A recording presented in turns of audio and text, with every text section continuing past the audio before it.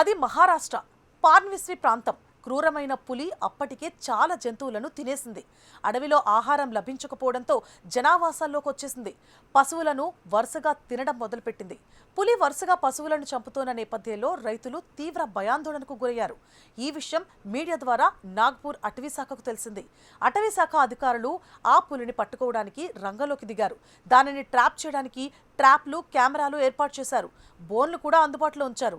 అయినప్పటికీ ఆ పులి తప్పించుకునేది. అంతేకాదు, రైతులకు చెందిన పశువుల మీద దాడులు చేసేది. ఇలా రోజులు గడుస్తున్నాయి. పులి మాత్రం దొరకడం లేదు. దీంతో స్థానికుల్లో ఆగ్రహం పెరిగిపోయింది. ప్రభుత్వానికి వ్యతిరేకంగా ఆందోళన నిర్వహించడంతో పులి వ్యవహారం రాజకీయ రంగు పులుముకుంది. రాజకీయ నాయకులు అధికారుల మీద ఒత్తిడి తీసుకురావడంతో ఆ పులిని పట్టుకోవడానికి అధికారులు మరింత తీవ్రంగా కసరత్తు మొదలుపెట్టారు. దీనికోసం ఒక ప్రణాళిక రూపొందించారు.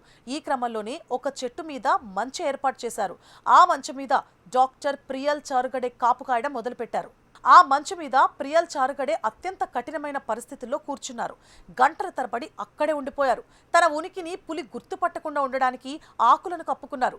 చివరికి తన వద్ద ఉన్న రైఫిల్తో టెలిస్కోప్ సైట్ కూడా తీసేశారు. ఇలా 15 గంటల పాటు అలానే ఉండిపోయారు. చివరికి అటవీశాఖ అధికారులు ఏర్పాటు చేసిన ఎర వద్దకు పులి వచ్చింది. ఆ పులి తలభాగం మాత్రమే షాట్కు అనుకూలంగా ఉంది. దీంతో మొదటి అవకాశం కోల్పోవాల్సి వచ్చింది. ఎందుకంటే అటవీశాఖ అధికారులు హెడ్ షాట్లు నిషేధించారు. ఇక ఈసారి సరైన అవకాశం కోసం ఆమె ఎదురు చూశారు. దీంతో ట్రాంక్విలైజర్ డాట్ను టార్గెట్గా పెట్టారు. కేవలం ఒకే ఒక్క షాట్తో పులి వెంటనే కింద పడిపోయింది. ఆపస్మారక స్థితికి చేరుకుంది. దీంతో అటవీశాఖ అధికారులు పులిని బంధించారు.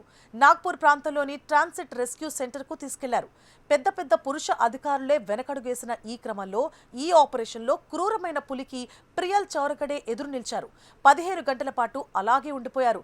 చెట్ల మీద ఉన్న మంచులో ఆకులు కప్పుకున్నారు. పులి కోసం ఎదురు చూసి దానిని ట్రాప్లో పడేశారు. ప్రియల్ చౌరగడే చేసిన ఈ సాహసం మహిళల్లో ఉన్న ధైర్యానికి నిలువెత్తు నిదర్శనం. అయితే ప్రియల్ చౌరగడే నాగ్పూర్ ప్రాంతంలోని ట్రాన్సిట్ ట్రీట్మెంట్ సెంటర్లో వెటర్నరీ ఆఫీసర్గా పనిచేస్తున్నారు. ఆమె చేసిన ఈ సాహసానికి అందరూ ప్రశంసల జల్లు కురిపించారు.